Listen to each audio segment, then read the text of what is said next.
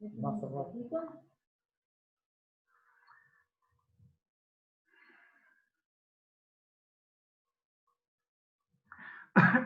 Bueno, si les parece, vamos comenzando. En primer lugar, muchas gracias a todos. En segundo lugar, la charla que hoy iniciamos es una serie de 5 reuniones en las cuales lo que vamos a tratar de visualizar o escudriñar es el futuro de la Argentina después de la cuarentena. Y antes de iniciar la charla le decía a Luis que hay que hacer una distinción y que el gobierno la hace, pero la hace de una manera muy especial, que es entre cuarentena y pandemia. Jurídicamente no es lo mismo. La pandemia es un hecho de la naturaleza, como puede ser el virus. La cuarentena es lo que se llama el hecho del príncipe, es decir, cuáles son las decisiones que toma el Estado a raíz de la pandemia. Y esas son decisiones del hombre, no son decisiones de la naturaleza. Y en consecuencia, el que toma esas decisiones tiene que hacer cargo de las consecuencias de sus propios actos. Y lo simplifico. La normativa dice que aquellos trabajadores que están en su casa y que no trabajan tienen que cobrar el salario, mitad de los cuales el Estado ha dicho en forma caritativa y bondadosa que se hace cargo de la mitad. En realidad esto no es así, es exactamente al revés, porque tanto los convenios de élite como la legislación argentina dicen que el salario es la contraprestación que recibe el trabajador por poner a disposición del empleador la fuerza de trabajo. Pero aquí que por una decisión estatal, por una norma estatal, el trabajador tiene prohibido concurrir al trabajo, tenga o no tenga coronavirus, esté apto o no esté apto. Entonces, el Estado tendría teóricamente que hacerse cargo de las consecuencias de esta propia decisión que tomó de decirle, usted trabajador no puede prestar su fuerza de trabajo, no puede poner esta fuerza de trabajo a disposición del empleador. Con lo cual, el responsable de esta situación, el que tendría que hacerse cargo de los salarios, es el Estado, no los particulares. Desde esta óptica es exactamente al revés. En realidad son los particulares los que están siendo solidarios con los trabajadores, porque están pagando algo que es el salario que jurídicamente no correspondería. Y este es un tema que, llegado el momento, va a dar lugar a no pocos planteos de constitucionalidad. Porque la pregunta es, bueno, si yo no estoy obligado a pagarlo, ¿en concepto de quién la pago? ¿Qué es? Una contribución social no es, porque sería no reúne el requisito de universalidad, es un impuesto. Bueno, esto es lo que yo voy a tratar de dilucidar en la tercera charla. Pero lo que yo quiero en estas charlas es dilucidar o pensar cuál va a ser el futuro de la post-cuarentena. O sea, ¿cuál va a ser la situación en la cual nos vamos a encontrar desde distintos puntos de vista? Es una idea de reflexión. Y para eso, la primera charla la va a dar Luis Castresana, que hace 47 años que trabaja en el sistema financiero, en empresas como Financiera Celulosa Argentina, Compañía Financiera Ford, Banco Itaú, en donde realizó toda la transformación en la Argentina y lideró las adquisiciones y fusiones de bancos y compañías de fondos comunes, llegando a ser director del banco y líder de la creación de CDRs. Fue disertante en Bovespa sobre integración del Mercosur, en el IAF, sobre obligaciones negociables, y también actualmente se desempeña como CEO en el Banco de Comercio. La segunda charla va a estar a cargo de Luis Guastini y va a ser el futuro del trabajo. Luis Guastini, después me voy a referir al currículum de él, pero es el actual presidente de Manpower Group. La tercera charla la va a dar Fernando Pedro, que es un especialista en el tema tecnológico, inclusive especialmente el tema de inteligencia artificial, y va a mostrarnos cómo esto va a impactar en la organización de las empresas y qué cosas quedaron de la pandemia o de la cuarentena y qué cosas van a venir en materia de tecnología. Después le voy refiriendo los antecedentes de cada uno a medida que vayan pasando las charlas. La tercera charla va a ser a cargo de Miguel Moreira, que es contador público nacional, es profesor en el IAE, y nos va a ilustrar sobre cuáles van a ser las cuestiones impositivas. Y finalmente va a ser Alianza Política, es médico, que tiene y es presidente de Sapolitic, Grupo Sapolitic, que es una empresa de alimentación. En el medio, la tercera charla va a ser a cargo mío, sobre estas cuestiones, algunas de las cuales les avisé recién, les comenté recién. Pero, digamos, la pregunta de nuevo es, ¿qué nos vamos a encontrar cuando posiblemente termine la pandemia, la cuarentena? Ahora estamos todos como en un bombardeo metidos en las estaciones del subte. Sentimos los ruidos, sentimos las explosiones, pero recién cuando salgamos de las estaciones del subte, y me refiero a esto porque es lo que pasaba en la Segunda Guerra Mundial, vamos a ver qué es lo que quedó. Esta crisis evidentemente es una crisis global, pero va a tener un severo impacto en nuestro país, que es lo que a nosotros nos interesa. Muchas de las decisiones que se han tomado formatearán en la Argentina durante los próximos años. Hay medidas y decisiones que se tomaron en corto plazo, en cuestión de horas, pero estas medidas van a subsistir porque eran vitales y van a seguir siendo vitales. Esta vitalidad no es que va a desaparecer. La conectividad, el trabajo en plataformas, las plataformas en sí mismo, el robot, la educación a distancia, las comunicaciones como estamos haciendo ahora y la prevención sanitaria creo que van a ser puntos centrales en la nueva sociedad. Muchos de estos aspectos probablemente van a acelerar su crecimiento y su incidencia en la sociedad y por ende en la interrelación global. El mundo se va a achicar como consecuencia de la extensión e impacto de las comunicaciones y las transformaciones van a ser inexorables y rápidas. Y los países que no se adapten a esta nueva realidad probablemente ingresen en una nueva marginalidad, en la marginalidad de la conectividad, del conocimiento y la competitividad. La idea de estas charlas es escudriñar el futuro que se nos presenta incierto y visualizar entre todos los nuevos desafíos. Y comenzaremos con la economía. Y por eso lo convoqué a Luis para que nos ilumine dentro de lo que se puede en este camino que vamos a iniciar. Las preguntas después les voy a pedir que los he silenciado a todos. Después de la exposición de Luis, el que levanta la manito, la mano, ahí le vamos a ir dando el sonido para que pueda hacer las preguntas.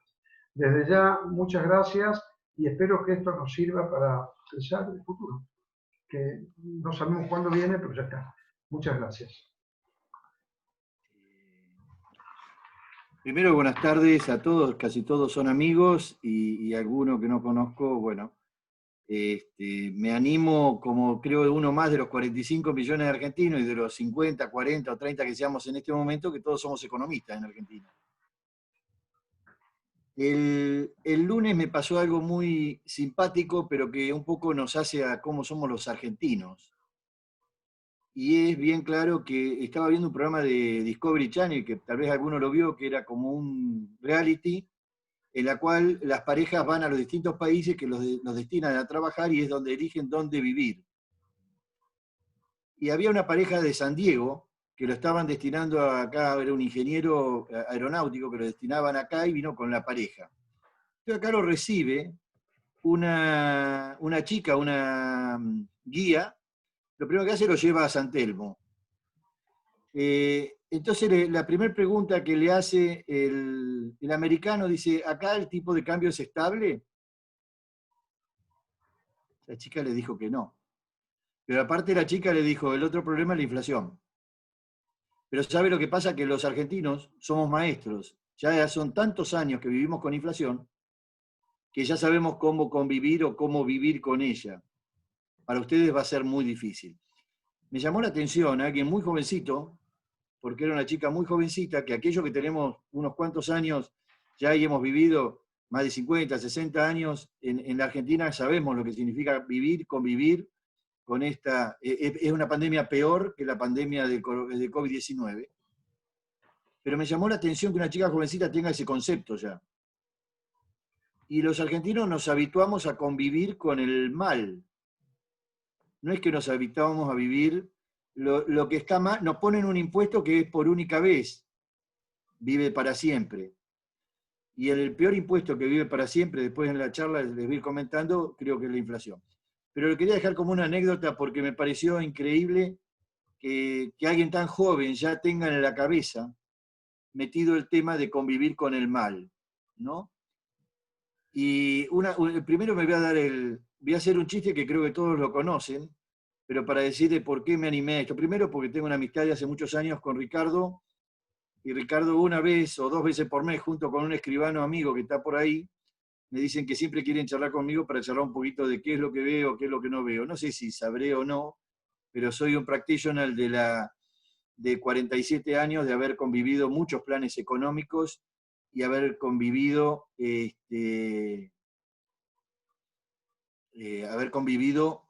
todos estos años que creo que muchos de ustedes, quienes han estado afuera o que son de afuera, les cuesta mucho a veces venir a la Argentina y entendernos. Entonces, un poquito la idea es cómo voy a desplayarme en la charla. La charla la hice desde un punto de vista, ahora les voy a poner un PowerPoint. No sé si estoy habilitado, Ricardo, para compartir. Sí.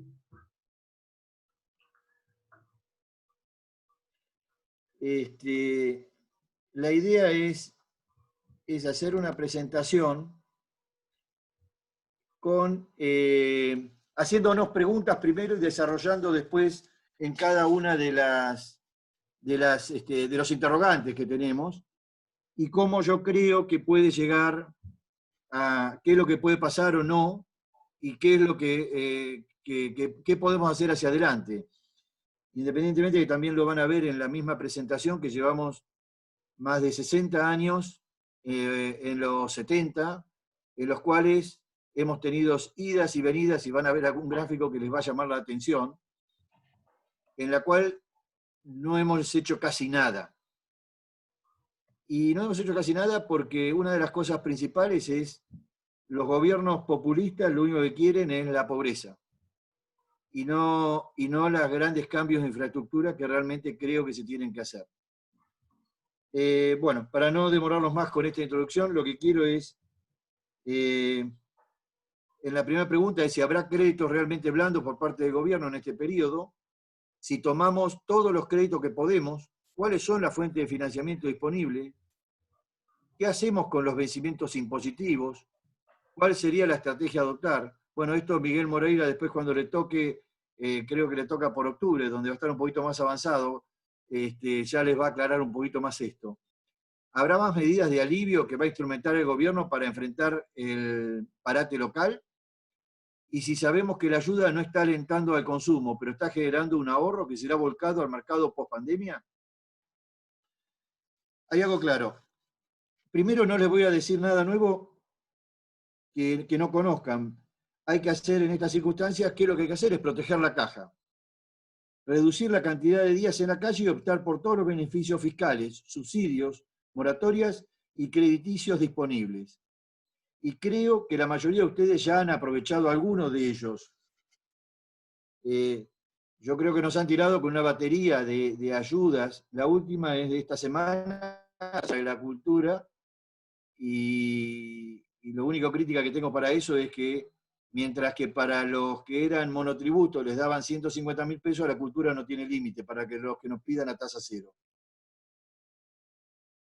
Pero también mi mejor consejo es que lo primero es hacer un diagnóstico realista sobre las posibilidades de qué negocio de cada uno de ustedes siga siendo rentable en el corto, durante la pandemia, en el mediano, inmediatamente después de la pandemia, y en el largo plazo, a mediados del 2021.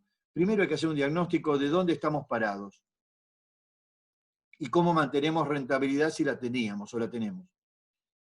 Y para poder hacer este análisis, lo micro, a nivel de cada empresa, y lo sectorial con cuestiones o aspectos relevantes. Pero la macro es muy determinante en esta situación. Y lo que va a condicionar el día a día de todos los argentinos y de todos los sectores será la macro.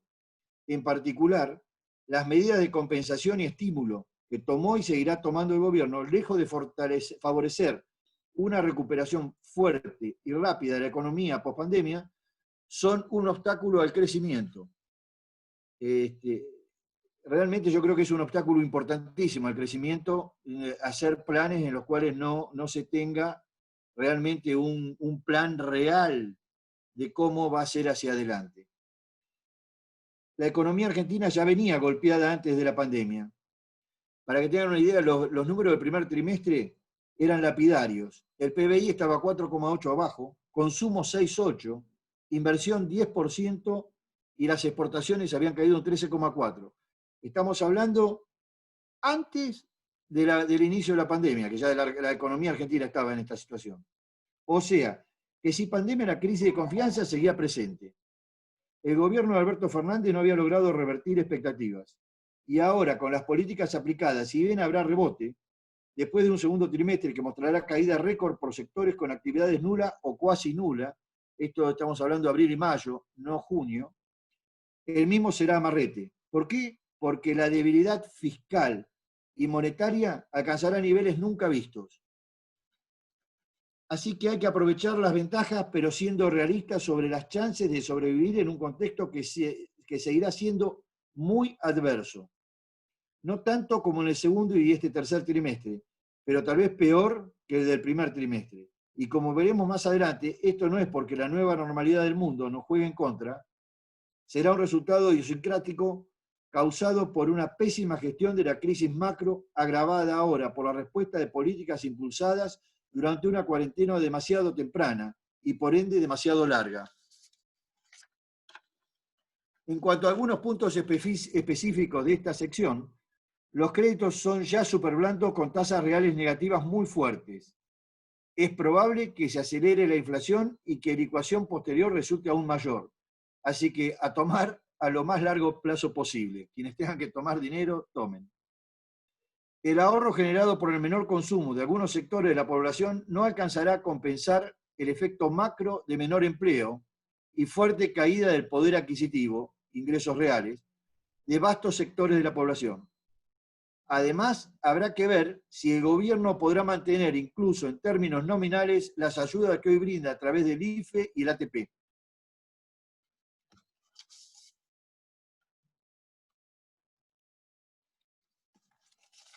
Acá venimos con otra serie de cuestionarios.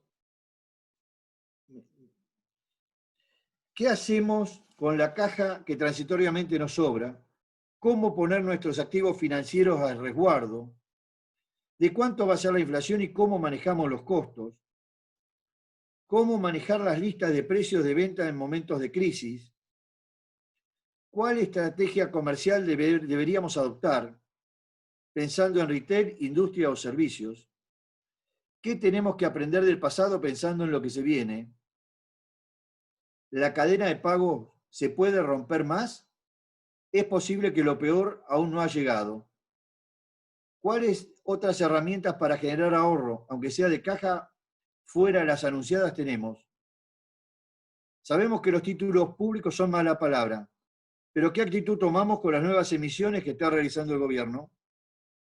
¿Es momento de comprar acciones? Nada fácil lo que viene. ¿Qué hacemos con los pesos? La primera pregunta. Que nos hacemos desde hace varios años. Y ahora mucho más, antes producto de la super recontra cepo que enfrentamos. Ojo, sea difícil decidir qué hacer con la caja no significa que no tratemos de maximizarla. En tal sentido, las políticas de crédito comercial y de precios son cruciales. En cuanto a la cuestión comercial, la cadena de pagos estuvo bajo estrés, sobre todo en marzo y abril. Se produjo una fuerte corriente de rechazos de cheques, la que a su vez produjo un cambio importante en los mecanismos de pago.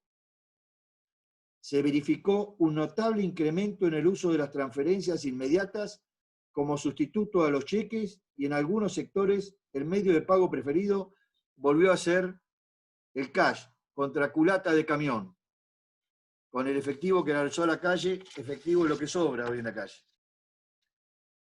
Como evidencia anecdótica, encuentro que los sectores o actividades que están lejos del radar oficial, precios congelados, precios cuidados y servicios públicos, vienen incrementando sus precios claramente por encima del promedio. Sobre todo se trata de sectores productores de bienes intermedios, insumos, cuyos precios son vistos como atados al dólar y que sirven de hedge en situaciones de cepo cambiario estricto como el actual. ¿Cuál será la inflación? ¿Cuánto será la inflación? Dependerá del éxito del gobierno y del Banco Central. En mantener tarifas y precios esenciales congelados. En mantener el dólar de importación y de exportación aumentando levemente por debajo de la inflación. Acá quiero hacer un pequeño comentario. Hoy escuchaba a Lavagna que él ya está diciendo que el tipo de cambio actual real es bajo y que para poder salir adelante tiene que estar devaluando entre un 15 y 20% del tipo de cambio. Lavagna tiene mucha preponderancia en este gobierno, ¿no?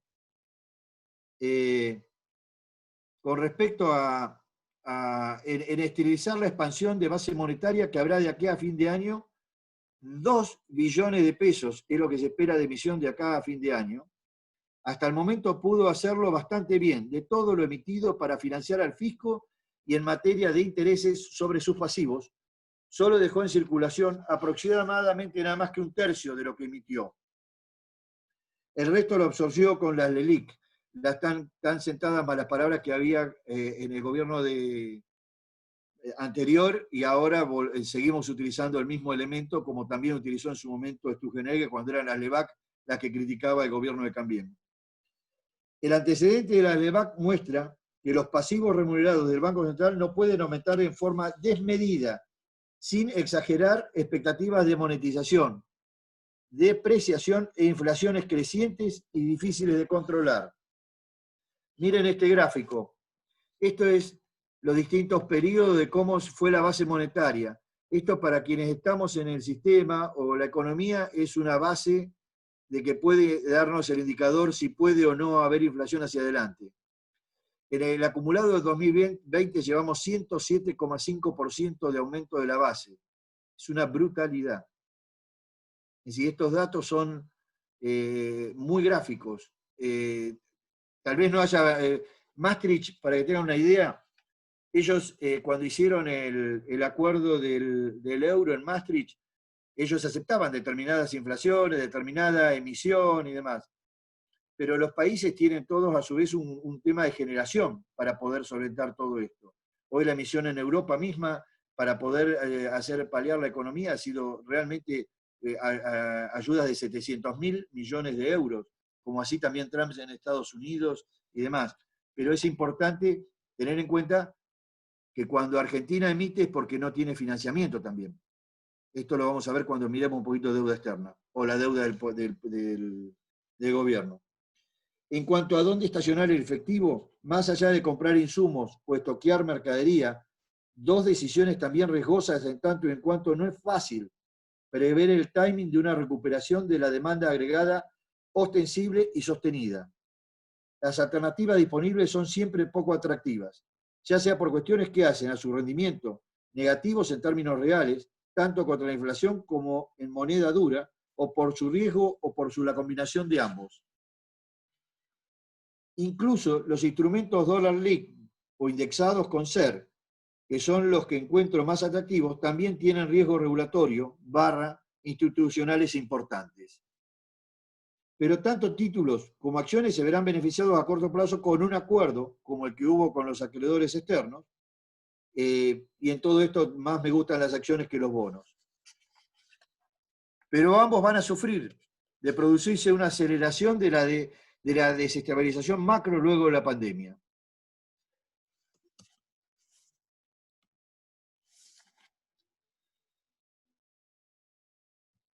Un segundo. Ahí está. Acá hay otro... hay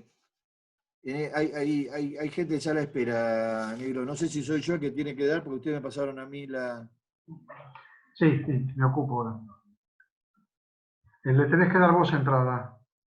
Ahí les di a meter a todo. Quiere decir que no sé si le di acceso o no. Ahí está. Acá tenemos otro set de preguntas. ¿Será titánica la tarea del Banco Central para retirar los pesos sobrantes y sortear una hiperinflación? ¿Hasta dónde van a llegar las limitaciones para hacerse de dólares y pagar importaciones?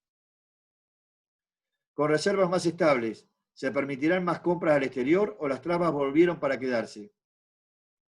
La brecha cambiaria siempre termina en devaluación. ¿Pero cuándo y de cuánto? ¿Cómo será la brecha del futuro? ¿Cuál es el techo para los dólares blue, MEP y contado con liqui? ¿Las tasas negativas vinieron para quedarse o una devaluación dará vuelta a la taba? En el mientras tanto, ¿cómo se van a retener los plazos fijos con tasa negativa? ¿Hay alternativa para hacernos de activos en dólares tras las trabas del Banco Central y la Comisión de Valores? ¿Cómo protegemos nuestro patrimonio? ¿Y el dólar futuro es suficiente?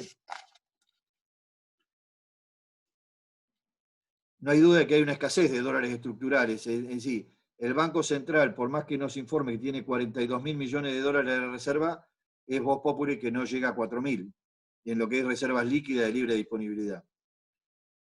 Y como la escasez de dólares estructural y como siempre es relativa a la abundancia de pesos y no se revertirá en un futuro cercano. Un arreglo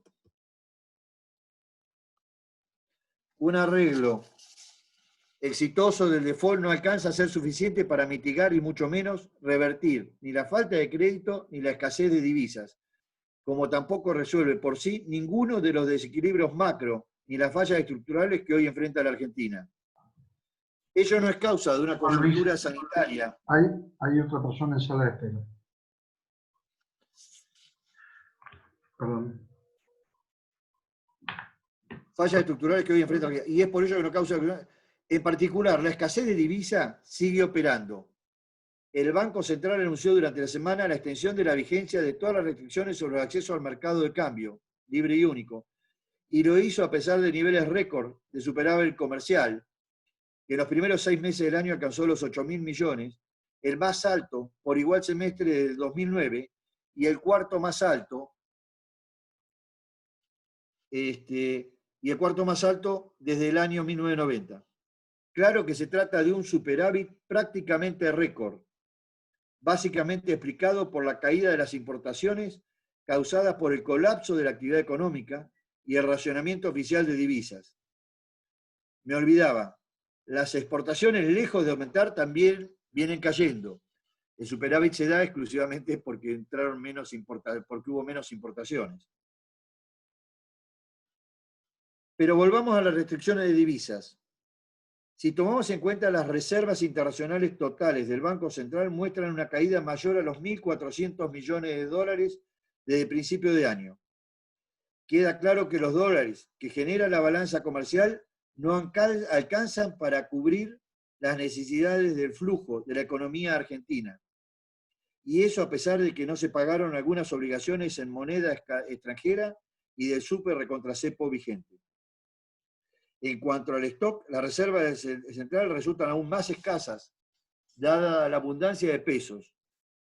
Una abundancia algo contenida, si solo tomamos en cuenta la expansión de la base monetaria, en torno a los 370.000 millones en lo que va del año. Pero asusta cuando se mira el ritmo que tienen los pasivos totales del central.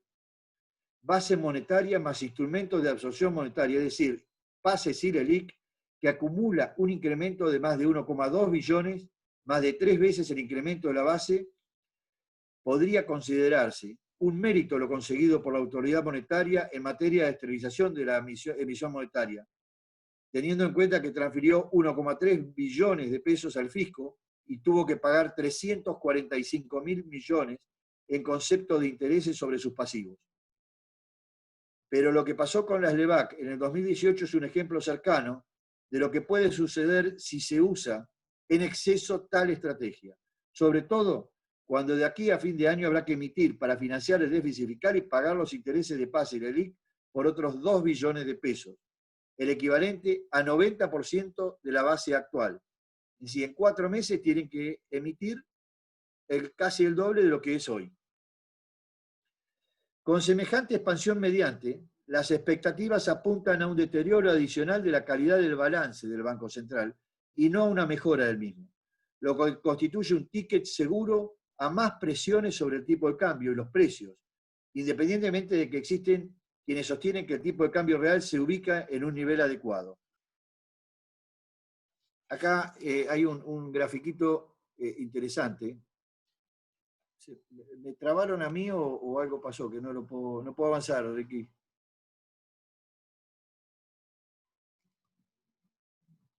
Bueno, quería mostrar un gráfico que creo que nos va a dar bastante... A ver.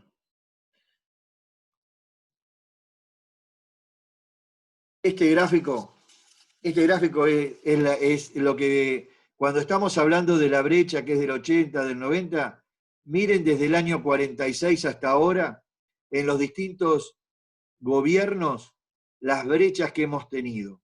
Esto es fantástico esto, porque estamos hablando hoy de 80%, llegamos a tener casi el 200 en la década del 46 al 52, en plena época del Rodrigazo, de Gelbar, de Isabelita, llegamos a tener casi el 400%.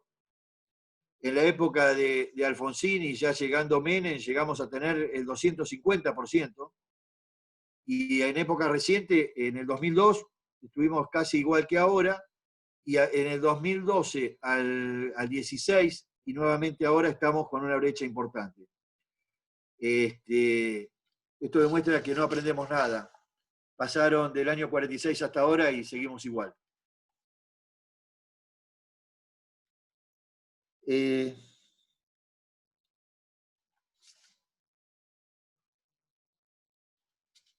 ¿Hasta dónde va a caer la economía argentina? ¿Cuándo volveremos a estar en niveles similares a la precrisis, tanto en PBI como en EBITDA? ¿Las tasas internacionales negativas permitirán una rápida recuperación de la economía mundial? ¿Cómo se moverán los precios de las materias primas? ¿Tendremos salida exportadora o habrá un fuerte proteccionismo mundial? ¿Quiénes van a ser los sectores ganadores, perdedores en el corto y en el mediano plazo? En las últimas estimaciones del Fondo Monetario hablan de un PBI que estaría cercano al 9,9% en el 2020 para recuperarse solo en un 3,6% en el 2021. Barclays esta semana hizo no sé si habrá estado bien el muchacho que lo hizo, pero dijo que el año que viene recuperábamos 9%. Ahora, en general, todas las encuestadoras y todos los economistas hablan de que la economía argentina durante este año puede estar entre el 12 y el 14% de caída. Y que van a una recuperación de 3%, es decir, una recuperación muy moderada para post-pandemia el año que viene. No tendríamos por delante una B corta, que es lo que se espera en gran parte del mundo, sino más bien un decepcionante B asimétrico o una raíz cuadrada.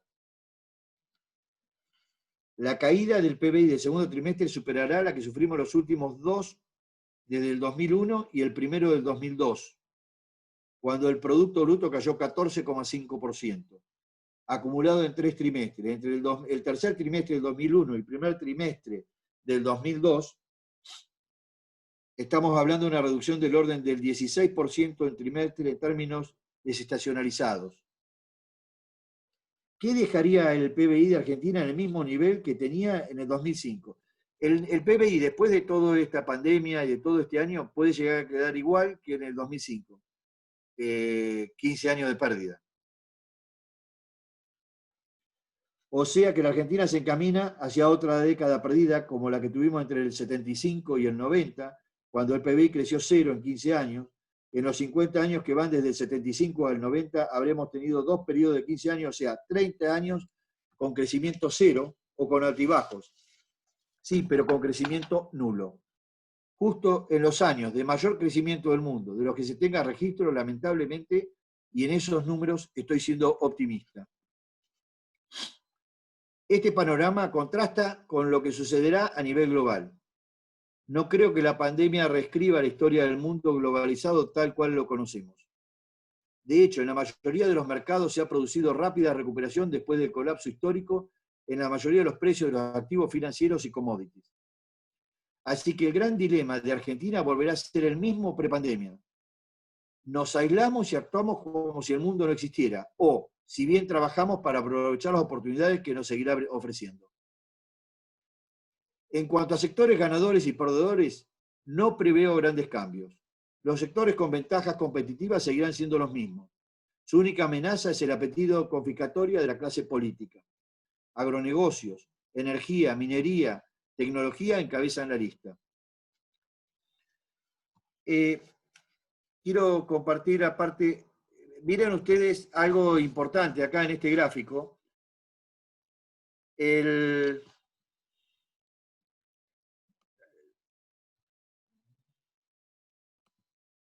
En este gráfico creo que es muy importante, que es el tema de qué pasó con las exportaciones de bienes en distintos periodos en América Latina, cómo afectó al mercado a los distintos mercados, y vean que la caída en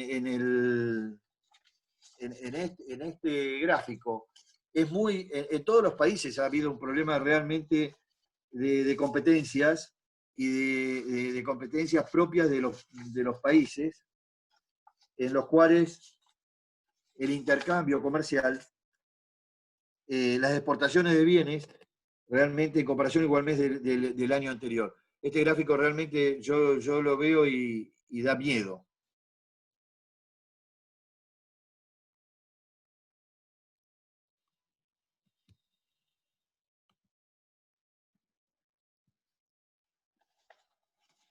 Acá tenemos el comercio mundial de bienes y la pandemia. Esto es terrible. Es ver también el mundo que tuvo un problema de intercambio comercial, ¿no? A través de la pandemia. Y miren qué duro, ¿no? Y hasta mayo. En este momento hay cierta recuperación en la apertura que ya han hecho casi todos los países de Europa y Estados Unidos y América Latina es el más perjudicado, ¿no? En todo este periodo. Y por último, siempre cuando hablamos de deuda pública, miren este gráfico del Fondo Monetario, me gusta mucho, y es la relación de la deuda pública de cada uno de los gobiernos respecto a porcentajes del PBI. Esto está tomado antes si lo tomamos a un dólar de 130 y con respecto al PBI argentino, devaluándolo, nosotros estamos casi en el 180% actualmente, tomando la misma relación en el resto de los países. Pero ¿cuál es la diferencia que hay si los demás países también están todos tan endeudados y nos hacen, siempre que vamos a renegociar deuda y demás, no toman en cuenta que los demás países o el mundo está endeudado? El mundo, el 90% de la deuda externa mundial está entre Europa y Estados Unidos y China. De América Latina, Argentina es el país más endeudado respecto a monto. Con respecto al PBI, estamos igual que Venezuela. Pero lo importante no es el estar endeudado, sino la calidad de la generación para poder pagar los servicios de intereses y deudas. Las deudas que contraen los países, nadie las paga, se hace rollover de las mismas. Argentina, por incumplimientos y por no tener buena generación, paga mayores tasas de interés y tiene cada 2 por 3 que estar haciendo reestructuraciones de su deuda. Pero es porque no tiene tampoco una generación genuina, sino que utiliza la emisión monetaria para poder solventar, o si no, a través de una gran devaluación, licuar los pasivos del gobierno. Y por último, respecto a la inflación. La inflación parece que los políticos se enamoran porque es recaudatoria. Esto después Miguel, cuando hable en su momento de la parte fiscal, por ahí algo puede comentar. Pero también es dañina, porque es ilusoria, porque creen que al subir los sueldos con la inflación estamos subiéndonos el ingreso y no, lo que estamos haciendo es cada día el ingreso real nuestro va cayendo. Entonces, yo quiero más que nada, quería compartir estas reflexiones, pueden estar o no de acuerdo muchos con lo que les transmití, y ahora estoy abierto a que me pregunten. Gracias a todos.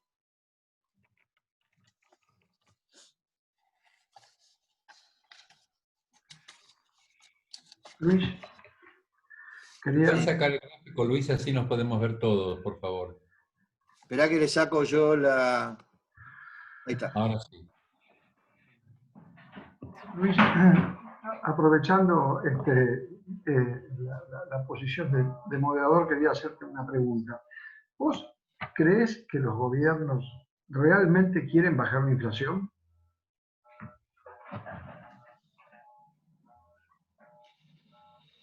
En general sí, pero recordemos que son los gobiernos los que la generan, sobre todo cuando hablamos de tasas de inflación elevadas o crecientes durante mucho tiempo. Muchas veces la inflación sirve para cerrar brechas.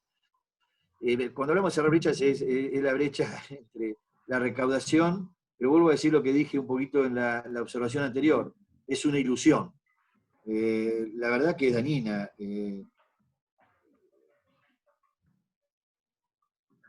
Como dice, Ricardo López Murphy siempre dice que la inflación es como una buena novela de Frankenstein. Entonces, todo lo que eso significa. Yo creo que no, que la inflación, por más que los gobiernos la utilizan, yo creo que ya es un tema de que es muy dañino y vuelvo a decir, es ilusorio. No creo que sea para estabilizar los países mantener inflación. Muy bien, si alguien...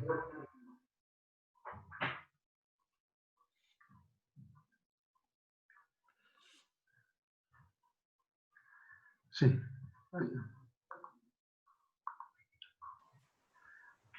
Y yo, con respecto a tu pregunta, Ricardo, yo creo que en realidad a los gobiernos, sobre todo al tipo de gobierno que tenemos o que hemos tenido durante mucho tiempo los argentinos, se enamoran de la inflación porque la inflación les permite bajar el gasto público, ilusoriamente. O sea, bajan el gasto público y bajan la deuda en pesos en realidad, porque la licúan.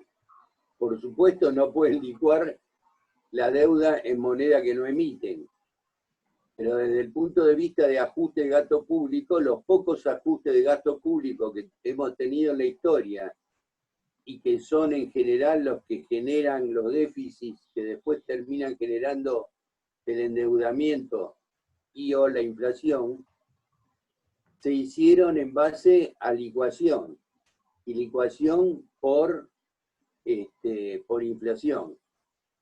Eso es lo que yo creo con respecto al enamoramiento equivocado, porque creo que lo que dice Luis es cierto, es una ilusión, pero hay un enamoramiento real de los gobiernos, sobre todo populistas, de que la inflación les ayuda a solucionar sus problemas. Bueno, muy claro. Una pregunta que vos dijiste y que coincido, y que son un poco el perro que se mueve la cola en nuestra problemática de los últimos 70 años. Que son efectivamente la inflación, y coincido con el que acaba de tener la palabra, de que es una herramienta gubernamental para licuar sus excesos fiscales. Y el segundo punto es que lamentablemente a lo largo de estos 50 años hemos visto que efectivamente los gobiernos quieren que crezca la masa más pobre, porque evidentemente es lo que los votan. Entonces, ¿cómo salimos de ese círculo vicioso entre inflación que generan pobres y pobres que facilitan el acceso gubernamental a estos sectores? No hay ninguna duda, Hugo, que es así. Lamentablemente es poca la salida y lamentablemente en gobiernos populistas o gobiernos que manejen la pobreza o administren pobreza, este problema...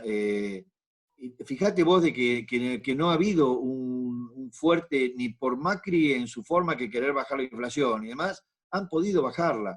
Pero también porque la han usado recaudatoriamente, porque si no, no les cierran los números, para licuarlos. Estoy 100% de acuerdo contigo, Hugo. Mario Castro, ¿le das el micrófono a Mario, que está levantando la mano? Minuto, sí, yo levanté la mano porque pensé que era el orden. En primer lugar, muchas gracias. Y a esta altura de mi vida, lo que más valoro es la calidad de las preguntas y no necesariamente las posibilidades de ser pitonizo, porque eso es muy complicado. Pero la calidad de las preguntas hace que la mente a uno le trabaje mejor en sus propias conclusiones. Así que te agradezco porque formulaste una serie de preguntas que para mí son todas muy relevantes, y en cuanto a prioridades de manejo del negocio, coincido plenamente con todo lo que dijiste. Yo podría poner una pregunta modesta, adicional, nada original, por cierto, pero no con el ánimo de que me la respondas, sino para ponerla también para que todos pensemos, y es qué organización económica vamos a tener, que es lo que yo tengo una confusión muy grande en mi cabeza, y de nuevo cada uno tiene sus respuestas, pero que hace también al telón de fondo de todas las variables que comentaba.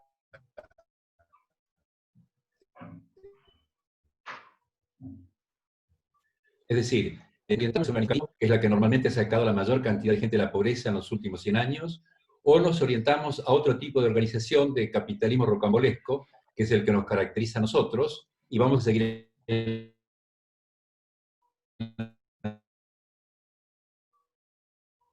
la misma senda. No pido que a tu buena lista de preguntas. Lo único que te voy a responder, sos uno más de los 45 millones de economistas, como dije al principio de la disertación. Creo que cada uno de nosotros tenemos muy claro qué es lo que queremos como país, qué es lo que pretendemos dentro de la redistribución. No hay ninguna duda que hay que barajar, dar de nuevo, pero seguimos con la misma retórica. México lo sufrió durante más de 70 años, algo que nosotros ya llevamos 70 años. Entonces es un cambio que no sé si yo le veo horizonte de cambio, porque todo es voluntarismo. Creo que todos tenemos las mejores intenciones.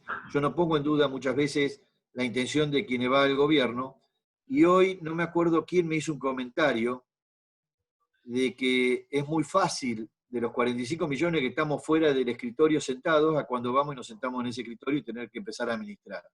No, repito, Luis, yo no hago ningún juicio de valor, no quiero hacer juicio de valor, ni siquiera una formulación, ni tampoco un principio kantiano de decir qué es lo que debe ser. Ya, francamente, no me interesan, sino es preguntar nada más a cada uno de nosotros. Uno tiene una respuesta de uno de nosotros tiene dos opiniones y contradictorias, o sea que más cuando nos juntamos tres. Eso es otra historia para decirte. Sino simplemente qué es lo que puede llegar a ser en términos de recesión económica. Es nada más que lo que sugiero como pregunta adicional. Ahora, ¿qué es lo que debe ser y qué es Kant y filosofía política? No soy experto y no tengo capacidad como para llegar a entenderlo. Eso es todo mi comentario. Solo pongo una alerta que no lo hice en la disertación y que no es menor. En el año 2002-2001, el sistema financiero argentino, que fue cuando salió todo el tema de la especificación y todo el tema que ocurrió, el desastre de que íbamos a devolver los dólares y demás, el sistema financiero tenía una liquidez que llegaba entre el 18 y 19% de sus pasivos. ¿Alguno de ustedes tiene alguna idea hoy, al día viernes, con datos del Banco Central, cuál es la liquidez del sistema financiero argentino hoy?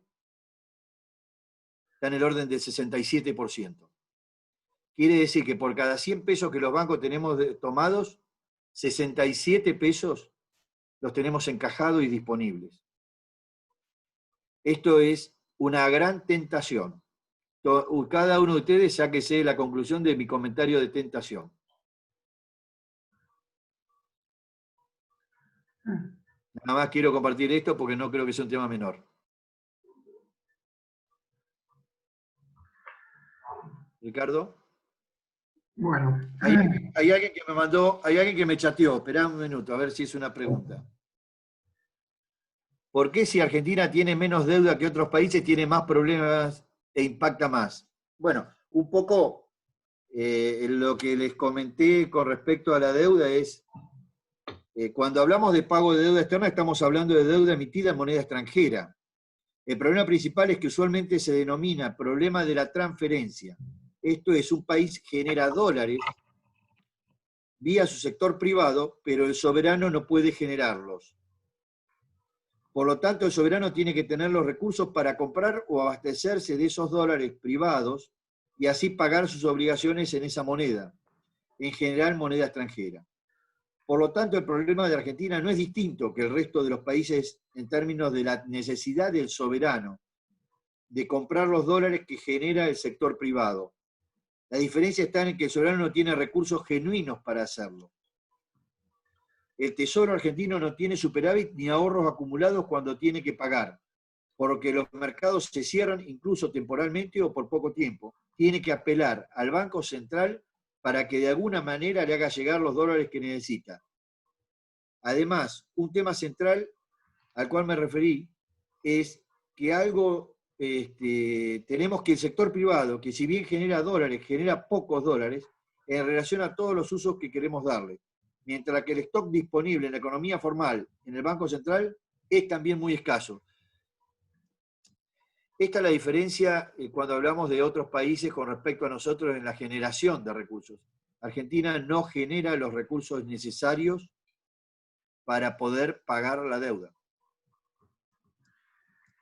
Yo, bueno, ya lo hemos agotado a Luis con las preguntas y como dice Benavente, no hay temas agotados por los hombres, sino hombres agotados por los temas, ¿no? Pero quería hacer una última reflexión en base a lo que dijo Luis, que me parece que el futuro de la Argentina va a depender de dos factores. Uno es confianza en los que toman las decisiones y otro es previsibilidad.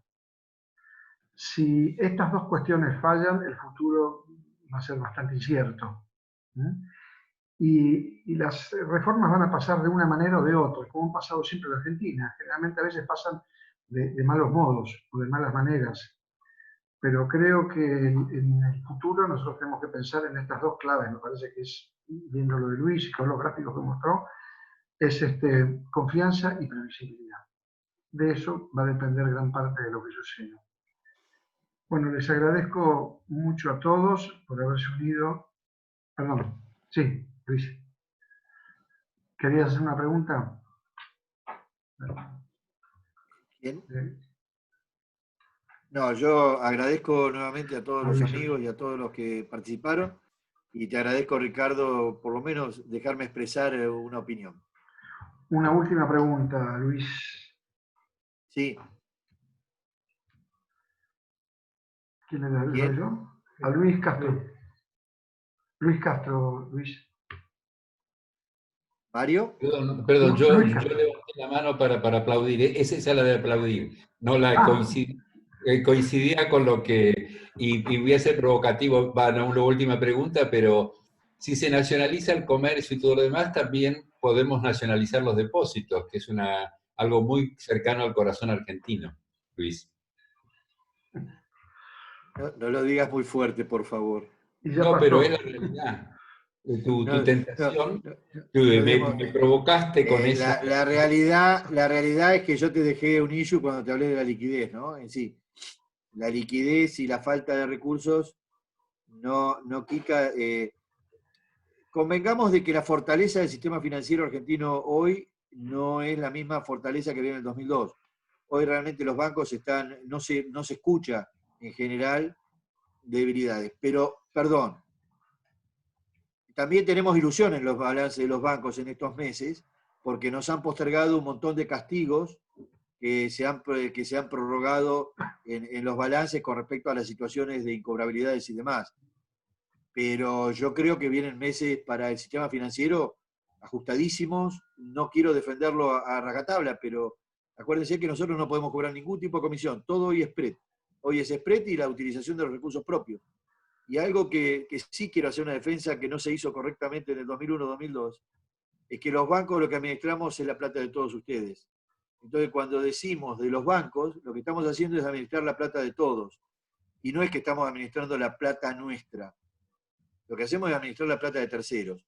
Y cuando no cobramos de terceros. Entonces es una responsabilidad, y el gobierno esto lo tiene que entender. porque manotear la plata de los bancos es manotear la plata nuestra, con lo cual, frente a lo que te diga, si el central o el gobierno quiere hacerlo, creo que está lejos hoy, y después de haber hecho un acuerdo con la gente de los deudores externos o con los fondos y con el Fondo Monetario, me da la sensación que no lo veo con un tema cercano, pero no quiero decir que no, Mario. Bueno, muy bien. Bueno, Luis, de nuevo, muchísimas gracias. Muy clara tu exposición. Y bueno, pensemos en el futuro. Esto es lo que hay. Muchas gracias a todos y espero verlos en la próxima sobre el futuro del empleo, pero con datos duros y críticos a nivel global y a la Argentina. ¿Cuándo es, Ricardo? ¿Por qué no les comentás cuándo es? Sí, es en 2 semanas, dentro de 2 miércoles a la misma hora. Y esperen que acá tengo mi asistente que me ayuda, porque soy un hiposuficiente tecnológico. Es el próximo 9 de septiembre a las 17:30 horas, ese es las 17:30, y va a hablar Luis Guastini, que es el CEO del Non-Power Group, que además tiene datos globales sobre lo que ha pasado en el empleo en todos los países del mundo, y lo que pasa y presuntivamente va a pasar en la República Argentina. Así que, bueno, muchas gracias a todos y nos veremos el miércoles. Hasta luego, gracias. Muchas gracias, Luis, de nuevo. Gracias, Ricardo. Gracias, Luis.